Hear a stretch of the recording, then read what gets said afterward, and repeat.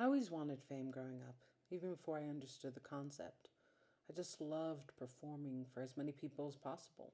It felt invigorating, the stage being the right place for me, and not in an aggrandizing way like my dad, but in a service kind of way. When I sang or acted, it was for the crowd, and it made me feel like for the first time I was being accepted by a mass group of people as myself. I loved to sing, and they felt good when I did, and I actually did too. Growing up, I didn't realize I was becoming an entertainer. Humor was the only thing that pacified my relationship with my mom. I made her laugh, and she made me laugh too every day, and it covered how she made me cry or ignored that someone else in school did. Meanwhile, when my dad was not using my heart and mind to mop the floor of his emotional issues or mental unhealth, he would talk about music and film like I imagine God did when he dreamt of creation. There was an inspiring brightness to him that only made me want to entertain more. It was a part of me that I liked that helped me avoid how those around me would dislike me, or at least make me think I should, for some reason, dislike myself. Yet as I grew, the abuse succeeded in making me hidden.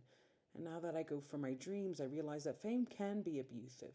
It can be cruel, but being seen is necessary. I know I will be famous, and as usual, I'm late. I've never arrived early except for once, my birth. I was 2 months premature, and I like to think I came early to give me a little more time to figure this whole life thing out. Also, it would be totally me to run towards the future, even if I was not fully prepared for it. And that's the thing. I've been running all my life towards something, only to find it was not what I thought.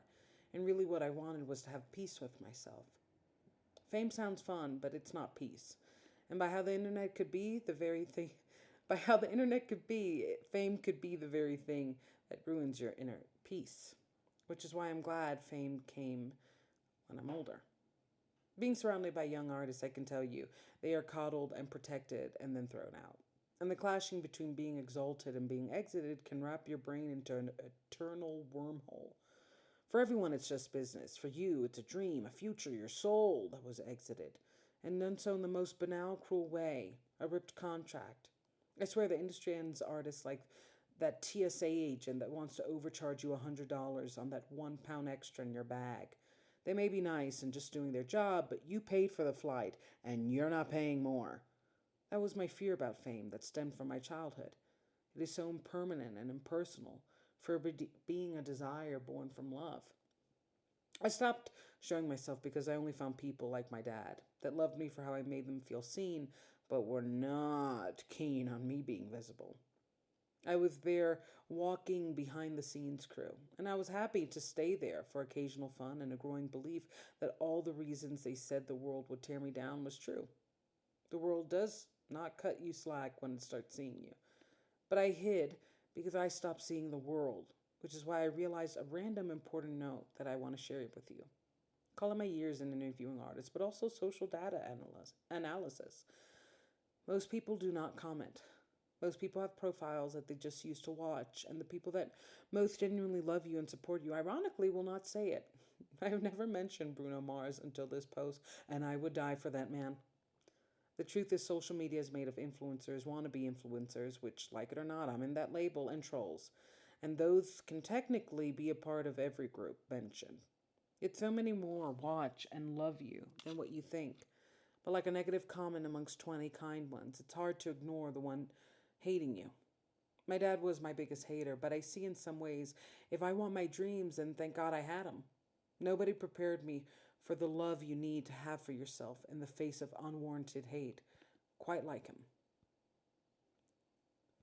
All right. Okay, so let's discuss, let's heal, let's digest. I wrote this edited part and I put, in truth, fame is all about how the image of you make people connect with the reality of themselves. It's never about you. And if you do not love yourself and have a few good people to protect that love, it will chew you up. And I think that kind of encompasses in a weird way the entire article. I always wanted to be famous, and I think the irony of my family was they had this weird thing of kind of if you said you wanted to be rich, oh no, you don't need to be rich, you need to be humble. You need to be, you just have enough, just have enough. But they were all bitter because they loved luxury, they loved lavish. And my father was the only person that would proudly promulgate, I want to be rich. That's it. I want all the money in the world and I want your money. Like he was the only person that admitted it and got it. And that's why sometimes when it comes to like wanting things like fame, that, my family members say, oh no, you just have to have peace and love. They, I think of who's really telling me that, because in my family, this feeling of erasure and never making your dreams come true was very real. And then you had my father, who was an addict and a criminal, but he was very open about his desires, even if he wasn't open about his intentions, in the sense of like he was in love with my mom, totally mistreated her. And whether he thought mistreatment was love, I will never know. Um, he wanted riches, stole from clients, from my mother, from everybody with two legs. But he was like, I want to be rich, you know? And I always wanted fame. I just love like performing. I love being watched by people. I love singing and acting and pouring my heart out on a stage, and I do it in such a service way. And I realize in some ways, my childhood, I always had to entertain everybody and make sure everybody was good with me. And whether or not I was good with myself, it didn't matter. Like, it was almost like I was raised to believe I'm being ungrateful if I don't like me while someone else does. And I I didn't realize I was in some ways being trained to become an entertainer. And my humor was used to pacify everybody, and my ability to talk about everything, culture, society, and movies, like that, every part of me was to entertain and comfort and make everyone feel safe and cool with me. But singing and acting was mine. It made me feel good. And the fact that that people enjoyed me when I sang and acted, when I sing and act, that lifted me, because I never had an experience before where I could be okay, I could love me while trying to be loved by somebody else. And I could love me when they love me too. Like love wasn't reciprocal or mutual. It was this kind of strategy to just make sure everybody was okay with you. And naturally, I wanted more of that. Like, I want the ultimate fame, and I'm not ashamed to say it. But I think my relationship with fame has changed through the years, because I want to be famous for me. And me as somebody who's funny and wise and loving and does have a stark tendency to overshare. Um, and she sings and she acts, and she's very creative, and she writes all the time. I want to show me, and I want to be famous for me. And I think it, when I look at like things that have happened recently, like the death of Liam Payne, the downfall of Diddy, my obsession with Amy Winehouse, I'm such a big fan of hers. Um, I think I would have been chewed up had I been famous at 19 or 20. I think I would have been chewed up, spit out, probably a one hit or three hit wonder at best. Um, I had no identity. And the thing about Daddy Recovery is I'm realizing that I need to get one. Like, it's my attempt to get one. But I didn't have it. I mean, I didn't have it until recently. Turned 30 and I was like, well, maybe I should work on having an image of myself, having a version of me I enjoy, not this kind of moldable, adaptable shapeshifter that I become to just make sure everybody's happy with me and thinking that that makes me safe. And I think for, if I, like 19-year-old Deandra would have just really gone in with all the love for singing and all the talent for singing, but just been swept, because it's more than just passion, it's more than just talent. And I think we talk about it often in terms of branding. Like, you need to have an image, you need to have a persona, you need to have those things, because in a way it's a protective shield.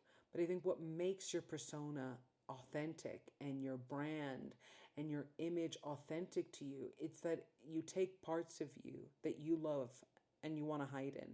You take parts of you that you wish to bring out more, like your boldness, your confidence, your wisdom, and you hide in it. And you hide it in a way that is accessible to others, able to be commercialized, but it's there. It's not far from you. It is a seed within you. And I kind of became hidden because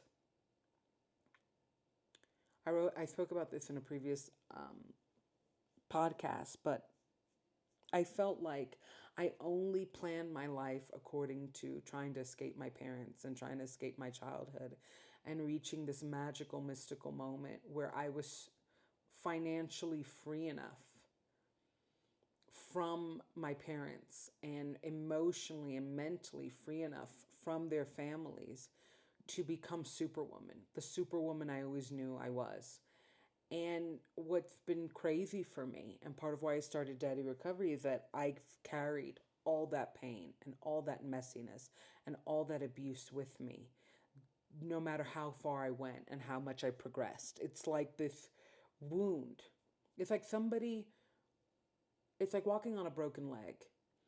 And because you may be walking funny, but you're still walking, you don't think you need to do surgery. And you just keep pushing and pushing, and the limp gets worse and worse, and the pain gets worse. And that's what I felt I was going through, especially in my 20s, this feeling of like, I think I'm just a zombie. Like I'm dead alive. I am running on a broken foot. And because I'm running, I think I'm okay. And fame only amplifies that. Because we really do act like when you're 18, you are an adult. And, we don't talk about like how the brain is still developing until like 27, 28, not to mention your Saturn return. I really do think I wrote about this, and I have an episode about it.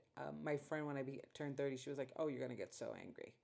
You're going to get so upset, finally. And it's true. I mean, I think my anger towards my childhood and towards my families really started happening right around 28. And this kind of, the pandemic hit, and this kind of just mass epiphany that I have not been living my life the way I want to.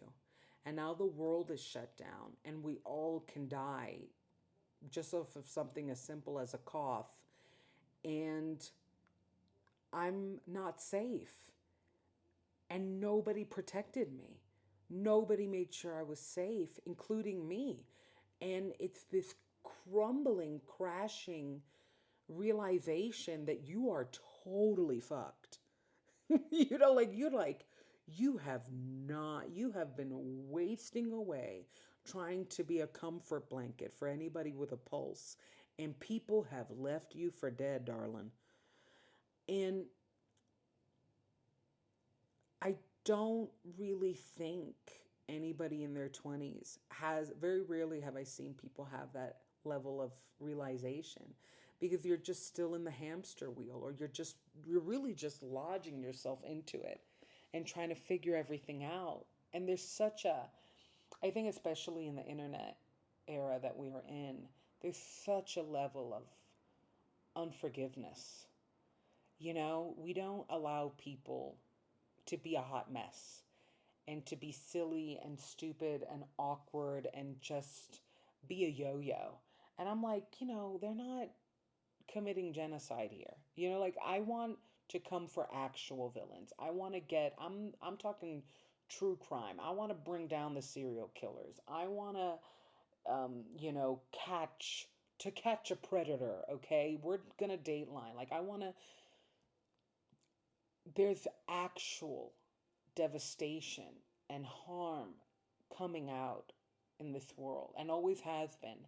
And I think as a society and as a race, a human race, we're realizing enough is enough. Like, we can't keep living like this. But the flip side of that is that we don't know anything new. And we're not exactly new either. We're just repeat, repeat, repeat. And I think I'm more ready now for fame because I see that repetition even in my own behavior. I see that I need an identity in order to be feel as safe as possible being so fully displayed. And I think Daddy Recovery has been my attempt to kind of unpack why I hid myself, why I thought safety was in hiding me, only to realize it's because I hid myself from good and bad and just focused on the bad that happened and literally just not allow anything else to happen to me, that I'm really in danger. Like, I'm in danger. You can't be even economically okay, socially okay, when you think invisibility is safe.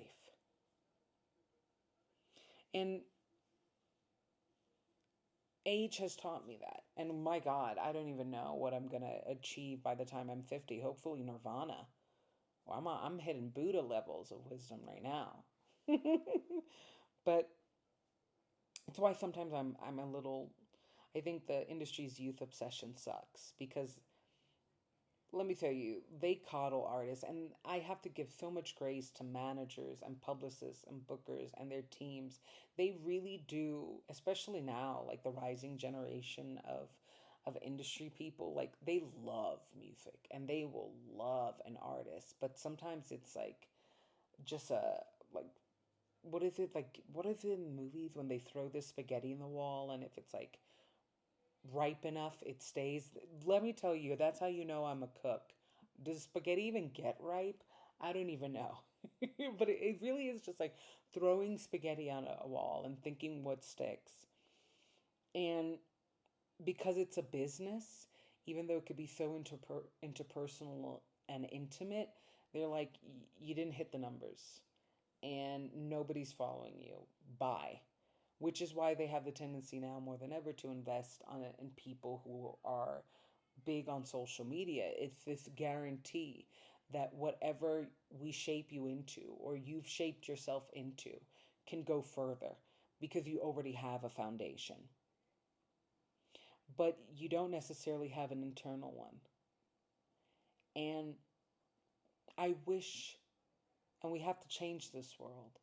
I think we have to be open to everybody, diversity to the fullest, inclusivity to the fullest, even in age, especially in age. Because it takes a long time to grow up, in part because you didn't realize you weren't growing. You're still a kid trying to please.